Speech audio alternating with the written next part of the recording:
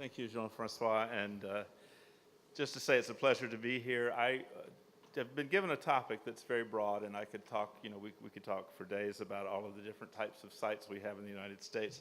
But I wanted to, well, first of all, I'll do the disclaimer. These are basically my ideas. I work for the Environmental Protection Agency, and I'm a member of Committee 4, but I don't want to claim to be speaking on behalf of either of them, just my own opinions and impressions. So in the United States, radioactively contaminated sites can be managed many ways. Small sites might be managed at the local level or by the states. We have 50 states in the United States, and that means we have 50 state radiation control programs. They can be managed at the federal level by the Departments of Energy, the Nuclear Regulatory Commission, the Departments of Defense, and my own agency, among others. There's many fingers in the pie of radiation contaminated site cleanup. So I'm going to talk a little bit about the sites where EPA has either had the lead, has been in charge of the cleanup, or has had some consultation or input into the cleanup decisions. The types of radioactive sites we have in the world, really, go back to the early 20th century.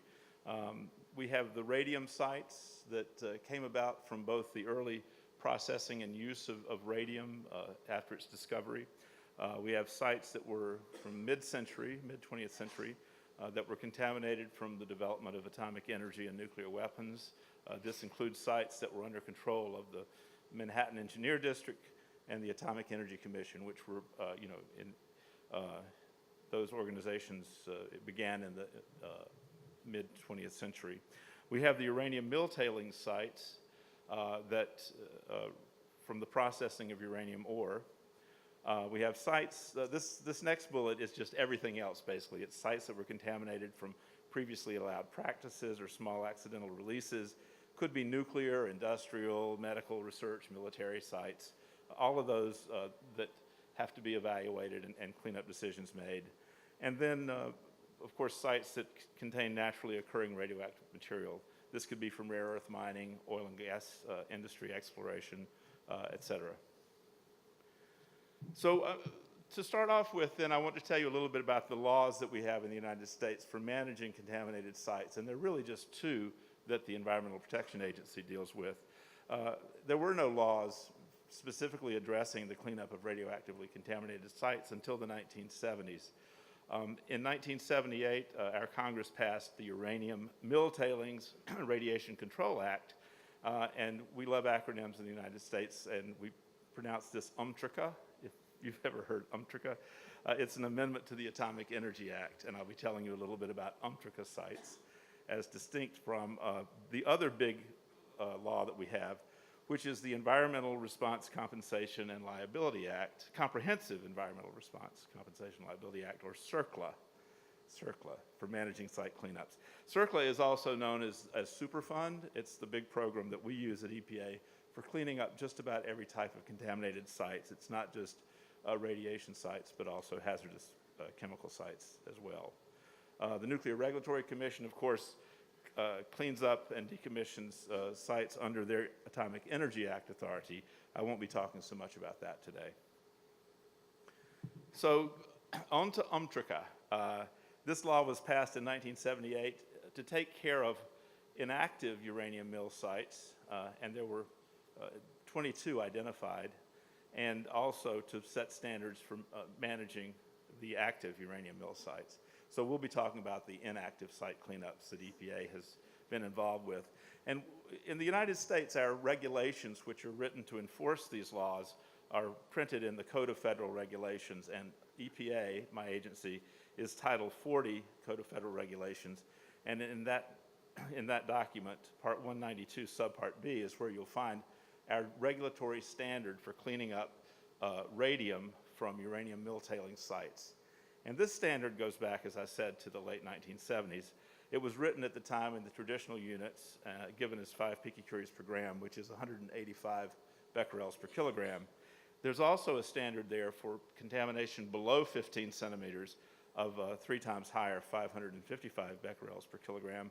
This standard was written At the time, because of field instrumentation limitations, it was felt that the 185 becquerels per kilogram might not be detectable below 15 centimeters with field instruments. Of course, today that is not the case. But so this is not really allowing these higher levels at depth so much as saying that you could use that to find the edge of the buried tailings, which of course buried tailings could be thousands of becquerels per kilogram. So it's just to try to define the area that you're going to be excavating. The uranium mining in the United States was mostly out west, west of the, if you know the United States, the Mississippi River runs pretty much down the middle, and most of the uranium is out west. There is a site in western Pennsylvania over here on the eastern coast of the U.S., but, well, not the coast, but inland a bit. But that was the only uranium mine of any, uranium milling and mining of any size. So since uranium mines were out west, the mills were out west, and that's where we've been cleaning them up. The red sites are the inactive sites that EPA has been involved with, and the blue sites are the sites that are still active uranium milling sites being cleaned up. This is an example of a mill tailings site. This is the Moab site in Utah, just so to give you a picture of what it looks like. There are tailings piles, evaporation ponds, and the like.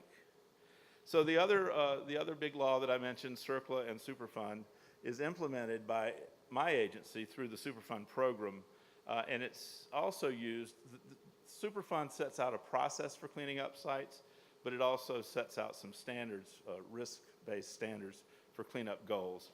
So just to point out that other agencies and other folks have used the process of cleanup, which I'll describe in CERCLA, and not necessarily clean them up to the risk range that EPA uses. But when EPA cleans up a site under the Superfund program, we typically have, in our regulations, we do have risk goals that are specified there. To get on the Superfund list for cleanup in the United States, you have to be on the national priorities list, and to do this, the site has to be ranked using a hazard ranking system, and this looks at the risk from all the contaminants on site, radiation and non-radiation contaminants, and if the site is risky enough, then it's listed on the NPL, and when you're on the NPL, you're then in the queue to be cleaned up under Superfund. The legislation is very specific that anyone who ever had a hand in putting material or contaminating a site the law says you can go after anyone to get funding to fund the cleanup. If nobody is around anymore, if all the companies have gone bankrupt and disappeared, then the Superfund program itself, there's a tax that was levied on the industry that is then used to cover the cost of cleanup. And because we call deep pockets, because we have substantial financial funds available for these cleanups, it allows us to meet fairly stringent risk reduction goals, which are almost certainly higher than in some other parts of the world, or more stringent than other parts of the world.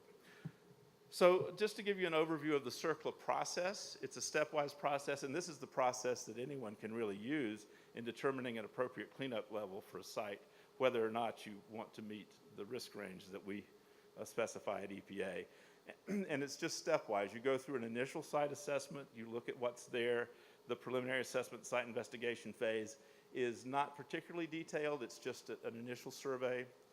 Then you gather enough information to do the hazard ranking and determine whether or not this site is going to be listed for cleanup under the Superfund program. The next step, though, is the remedial investigation and feasibility study, and this is a much more detailed site characterization. It includes a baseline risk assessment, determining what the risks are to a resident living on this site, hypothetical resident if there's no one there now, under conditions such as residential farmer, suburban resident, etc. And once you've characterized the site, know what the sources of contamination are, the pathways for exposure, then you lay out the options for remediation. And then through a legal negotiation with the responsible parties, you reach a remedy selection. The options typically include no action, if it's maybe borderline, whether or not it needs to be contaminated or not, you would have a no option alternative. You might have several other options for excavation of soil or soil cleaning, or et cetera, et cetera. Usually it ends up being excavation and removal of soil for contaminated sites. But so you look at the options, you select a remedy, then you do the cleanup, and I'm not going to dwell on the rest of these steps, but there are post-cleanup reviews, and eventually it gets removed from the NPL, the national priorities. And as I said, except for the uranium mill tailings sites, most EPA radiation site cleanups have been carried out under CERCLA. The goal here, and this is probably going to be the surprising piece of information for people who are familiar with the ICRP existing situation recommendations, the goal is to have a residual risk goal of no more than 10 to the minus 4 to 10 to the minus 6 excess cancers. This means the upper end of the risk range, 10 to the minus 4, means that you would expect no more than one lifetime excess radiogenic cancer among 10,000 people exposed over their lifetime at the site. And the lifetime can be 25 to 30 years. We look at the average exposure duration, how long people typically live at one place. And right now in the United States, about 95% of the population moves every 25 or 30 years. Of course, there are those few people who live 50, 70 years at the same site, but you're looking at an exposure duration of 30, which means if you're looking at a dose rate per year that would give you a 10 to the minus 4, roughly, risk over 30 years, you're looking at cleanup goals that would give you only 100 to 150 microsieverts per year. Certainly the lower end of the planned exposure situation, much less the existing. So that's how EPA's Superfund cleanups are a bit different from what we talk about here. We've heard that the publication 103 recommends a dose reference level for existing site cleanups in the range of 1 to 20 millisieverts. So these regulations in the U.S. result in cleanup goals that yield public doses that are typically 10 to 100 times lower than this range, and these are set based on unrestricted future use.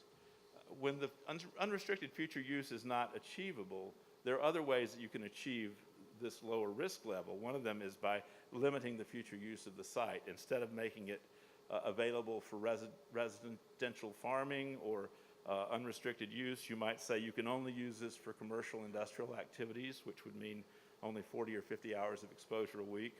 Or you might say it's a game preserve or a park, where the number of hours that a person would be there per week over time would be much, much less. So that's another way we can meet a risk goal. Very stringent. So now I want to step back and talk about the history of contaminated sites in the U.S., now that you know the two ways that we clean up sites. The radium sites are probably the most interesting. They go all the way back to the early 20th century. The Curies discovered radium in 1898, and people immediately became fascinated with it. There were people that were, extracting radium and using it, for radium dial paintings, medical treatments. Some of these treatments were legitimate. A lot of them were not. I could say quackery here. There was radiation research activities going on. But there was also rare earth mining that was not intentionally, it wasn't intentionally aimed at getting the radium. It was looking for rare earth minerals such as vanadium. And in the process of mining the rare earths, some radium was left behind in tailings. So we have a lot of different types of sites from 1900 to 1940 or so. And some of these are radium facilities, radium dial painting plants, and some of them are these rare earth sites. Many of these sites were ignored or not discovered until the mid-20th century or later. And most of the radium sites in the U.S. are now being cleaned up following the CERCLA process that I outlined. A couple of examples here, because I think they are pretty interesting. In Lansdowne, Pennsylvania, which is outside Philadelphia, there was a professor at the physics professor at the University of Pennsylvania who was enriching radium ore in his home, in his basement. He was kind of the mad scientist, I guess you'd say. And in 1964, the Pennsylvania Department of Health had discovered this site and performed a partial cleanup. They told EPA about it. EPA wasn't formed, we weren't formed until 1970. In 1983, Pennsylvania comes to us and says, you know, we've got this site, and we think it's more of a problem than we thought. My agency investigated. It ended up on the national priorities list in 1985, and because there were no responsible parties to sue, we ended up cleaning it up with federally funded monies. We had to assess the threat from radium and radon in houses all around the community because, you know, it had been sitting there for 50 years and contamination was being spread. The result was we ended up removing 1,300 metric tons of contaminated building rubble and 3,700 metric tons of contaminated soil. And eventually the site was removed from the national priorities list. But that's a lot of waste generated from just one professor playing around in the 1930s. The other sites, and there were a lot of radium processing facilities in the Northeast, in New Jersey, New York, Pennsylvania, that area. And one of the sites is the Montclair West Orange Radium Sites, legacy radium sites in New Jersey. We discovered there 469 residential properties and 10 municipal properties, a total of about 50 hectares, that were contaminated from the nearby radium processing facilities that operated in the early 1900s. This was unrelated to the mid-century processing of uranium. This is all from processing of radium. And this was discovered in 1983 when New Jersey found high indoor radon and gamma levels. The site was listed on the national priorities list in 1985. When it was all said and done, we removed about 170,000 cubic meters of radium contaminated soil. I've seen pictures of these sites. People were temporarily evacuated from their homes. You would see a house sitting on a column of dirt and just a moat of excavated soil around it. It was a very complicated and intensive remediation that went on over time. And this soil was excavated and removed, for burial out west, and then the properties were restored. So the cleanup began in 1990. It was completed in 2004, and the site was removed from the priorities list in 2015. So that's another example of a major radium site recovery that was done under Superfund. A program that's not really under the authority of EPA, but the Department of Energy and the U.S. Army Corps of Engineers are responsible for managing and cleaning up what are called the formerly utilized sites and the formerly utilized sites remedial action program. Another acronym, we call that FUSRAP. The FUSRAP sites fall into that category of sites that belong to the Manhattan Engineer District, which was the organization that was working on the development of the atomic bomb, and the Atomic Energy Commission, which was from the 1950s until it became the Nuclear Regulatory Commission. These sites, though, primarily date from the 1940s to the 1960s, and it's a variety of sites, as I said, many of them in the Northeast. They're sites that typically are contaminated with low levels of uranium, thorium, and radium in their decay products. DOE was cleaning them up, and then Congress decided that the Army Corps of Engineers, who are really, they have the engineering expertise, they took over the program in 1998. They're using the CERCLA process, they're achieving, for the most part, the risk range that I mentioned, these very low dose rates. And following the cleanup, the Corps of Engineers transfers the sites back to the Department of Energy's legacy management program, but EPA does consult on those cleanups. Again, to show you a map that shows you that the FUSRAP sites are much more concentrated in the northeastern United States, which is where a lot of the work was being done on at that time. There's one FUSRAP site in the minute or so I have left that I wanted to mention is the Niagara Falls storage site. This site was used by the Atomic Energy Commission and Manhattan Engineer District from 1947 to 1952 to store residues from uranium ore processing. It's 77 hectares on federal land. The waste there is impounded on a 4-hectare interim waste storage containment structure. It contains 184,000 cubic meters of soil contaminated with uranium, thorium, cesium, and radium. But the interesting thing is it includes about 3,000 cubic meters of radium at 19 million becquerels per kilogram. And for those of you who know your history, this is the famous Belgian Congo ore that was so rich in uranium and that was used during the mid-century. And so this site is the cleanup is ongoing, and it is under current management of the Army Corps of Engineers. And so just to summarize, EPA has regulations under Superfund, CERCLA, and UMTRCA that have guided the cleanup of most of our legacy sites since the 1980s. Cleanup of existing situations in the U.S. often results in residual doses well below ICRP 103 reference levels. EPA's management of sites uses the ICRP process of optimization, however, to determine these cleanup goals.